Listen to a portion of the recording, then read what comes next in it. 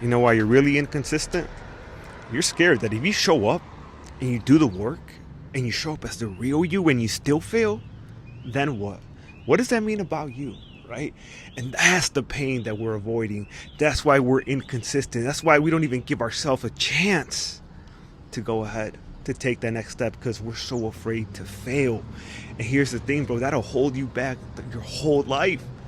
You gotta move with courage, right? There was a moment where I was so afraid to move to Sedona, Arizona from Chicago, Illinois, and I drove there for a 4-day retreat, spiritual retreat, and oh my gosh, I was still finding myself at that time. I didn't really know where my life was going. I was kind of going into the coaching niche, but I was so afraid to take the next step and move. All I had was my car, the clothes that I brought to the retreat, and I lost all my clients that week, by the way.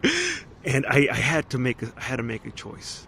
I had to make a choice to take that leap of faith, to really see what was possible and fall flat on my face if I needed to, right?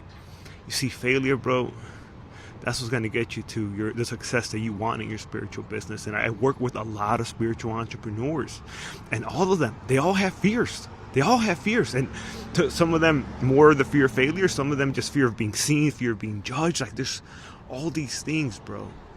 Fear of success, but they don't let it stop them. And that's the difference. Like, if you get one thing from this video, don't let those fears stop you. You never know where you can become. You never know where you can go. If you have a dream, if you have a gift, go share it, bro. Like, it's always the internal stuff that stops you every single time. I could have been living at my parents right now drinking, and that would have been the rest of my life. But because I took a chance on myself, and I refused to accept no as an answer, right? I could have easily drove back to Chicago. I had a nice comfy lifestyle there, living with my parents, like, but I didn't. I embraced the fear of failure. I had the courage to take that step. And I'm telling you, if you want to build something, you're gonna have to dig deep.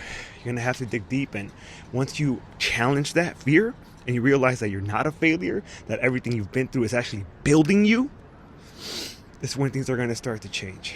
They really are. And that inconsistency is going to be a thing of the past, because there's always a deeper reason why you're inconsistent, why you self-sabotage.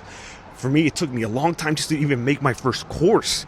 I kept making excuses. I kept making reasons of why it's not time yet, or I was too tired, and or I would find ways to make myself more tired. So that could be a valid reason.